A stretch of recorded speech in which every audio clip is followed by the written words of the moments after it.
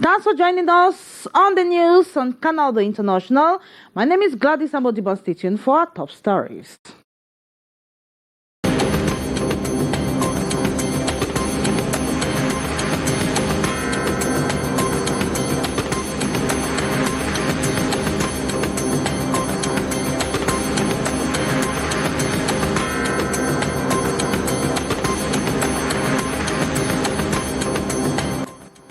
With few more days to the start of the new school year, teachers have been challenged to embrace the e-learning concept as they prepare to begin classes on Monday, September 5. This was during a solemn pedagogic resumption for the 2022 school year chaired by the Minister of Secondary Education, Nalova Lyonga. Meantime, the minister delegates at the presidency in charge of defense, Joseph Betsi Asomo, and his collaborators have begun strategizing to ensure security at the start of the new school year in areas where insecurity is rife in the country. An election to vote SDS representatives for the Mongo division over the weekend generated into a complete chaos. Exchange of blows, punches and insults characterized the election as militants rejected the candidacy of the outgoing president, who is the third deputy mayor of Lum. You have the details in this newscast. And 11,000 cases of cholera has been confirmed in Cameroon as of August 24, 2022, with 220 deaths recorded. 4 out of 10 regions are set to be the most affected, that is the southwest, the west littoral and center regions. And in sports, the General Assembly of Cameroon's football governing body, FECAFOOT, has voted to extend the term of office of the president of FECAFOOT from 4 to 7 years. This is one of the 17 resolutions arrived at after 2 intensive day General Assembly that held in Douala from August 26 to 28, 2022. Those were a major story. Stay tuned for developments.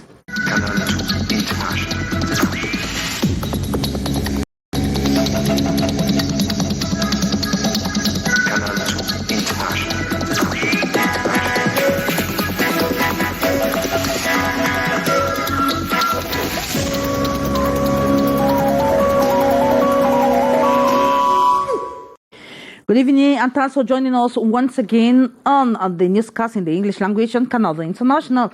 We begin with news in education. Less than 7 days to the start of the 2022-2023 academic year, the security of teachers, pupils, students and schools in areas where insecurity is rife is under discussion. This was the focus of a special assessment meeting that held in the nation's capital, Yaoundé, under the chairperson of the minister delegates in charge of defense, Joseph Betsi Asomo. It was equally attended by the Minister of Territorial Administration, the Director General for National Security, and other security officials. Beatrice Gamo attended the meeting and tells us more.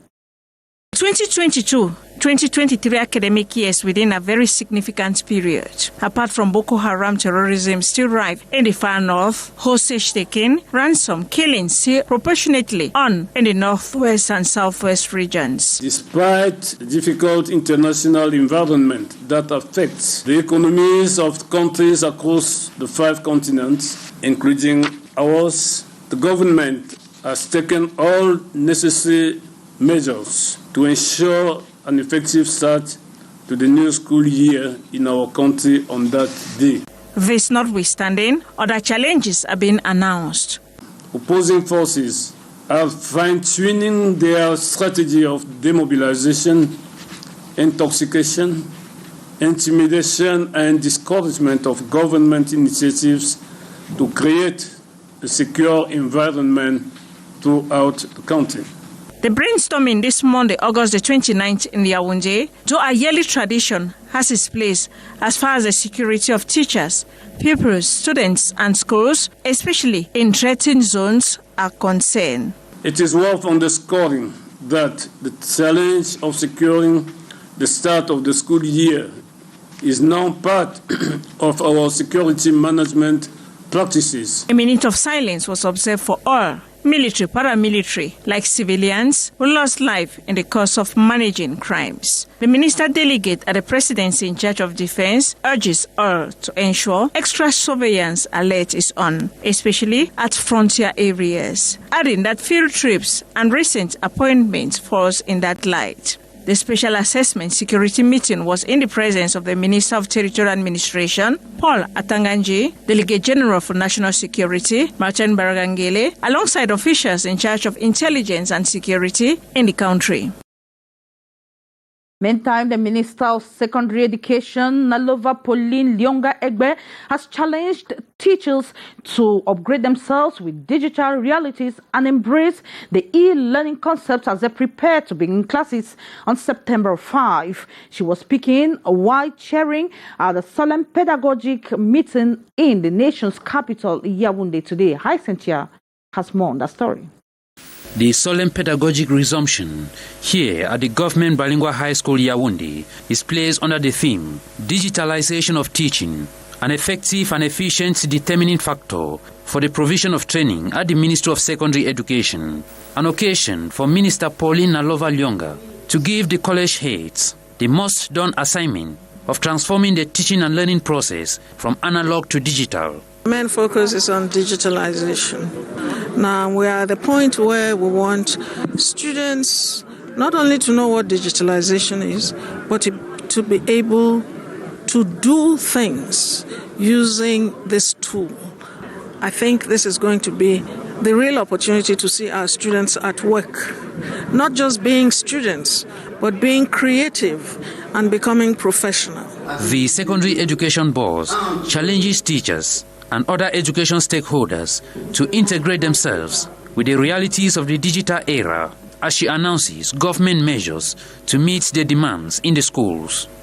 The government is going to face the challenges, first of all, by providing a center for this digitalization, to make those digital tools also available to the different schools. Now we have tablets and solar energy to make sure that nobody asks us, okay, we don't have electricity in the rural areas, what do we do? So we expect that everybody will be able to use these tools to increase the performance of the students. Effectively kick off the new academic year on September 5th.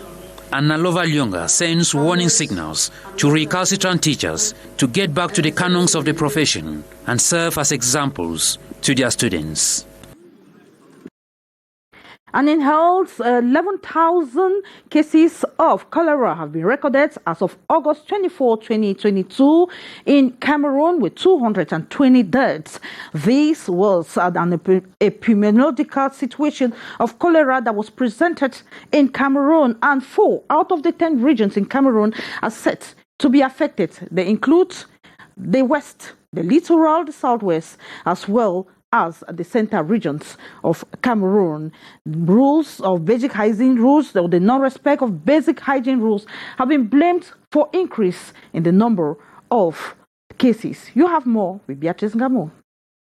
The basic rule is for all foodstuff, fruits and vegetables to be properly washed with clean water before consumption. Health professional equally adds that drinking potable water prevents the waterborne disease, cholera. But unfortunately, what we find around is far from precious liquid we all know, colorless, odorless, and tasteless. The survival of the fittest. Là, je ne bois pas l'eau du robinet. L'eau de la source n'a pas de dépôt. L'eau minérale, là, c'est bon, ça ne part pas là où l'eau naturelle part. Il y a le forage à côté de chez nous, on se bat sur le forage. En journée, je bois des sachets d'eau.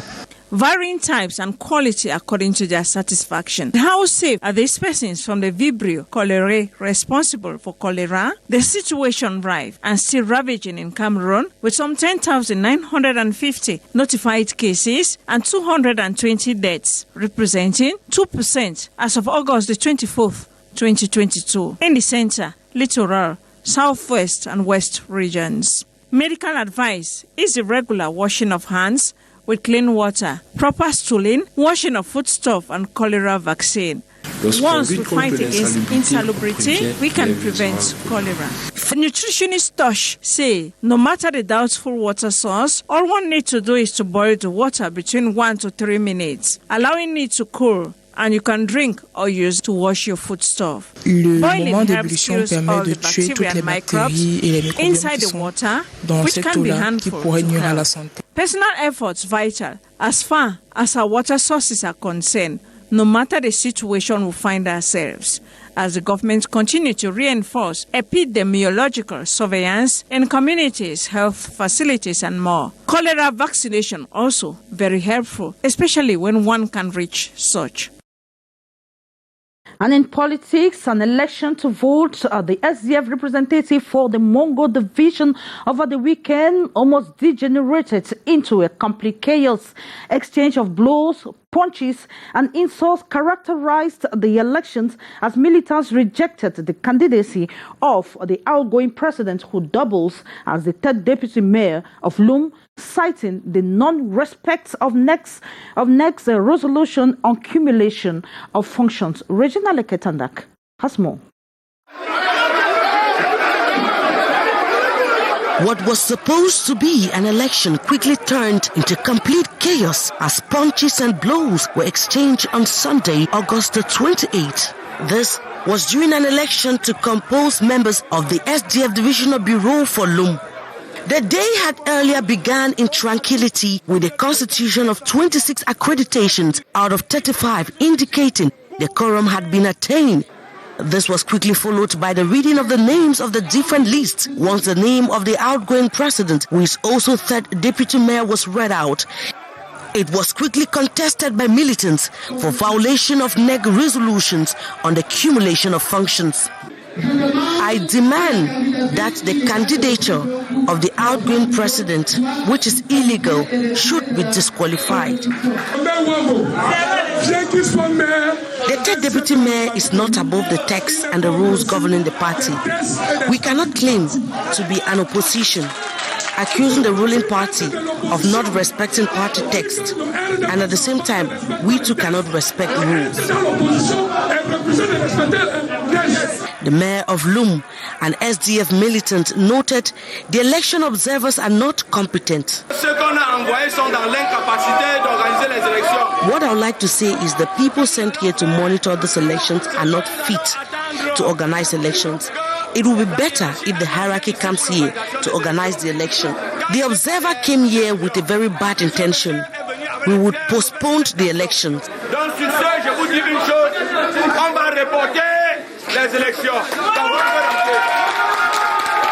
The president of the Elections Commission were hailed with insult and only missed lynching as they were quickly escorted out for their own safety. And we talk sports before we wrap up this edition of the newscast on Canal International.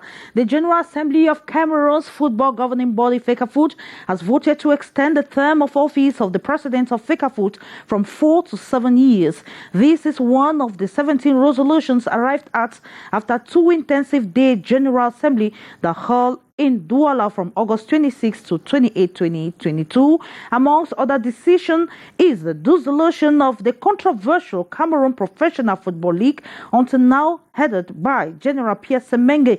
Speaking in Douala, FECAFOOT President Samuel Tofis fired a subtle shot at his detractors following his recent historic victory at the Court of Arbitration of Sport, noting football will henceforth be played on the pitch, not in the courtrooms.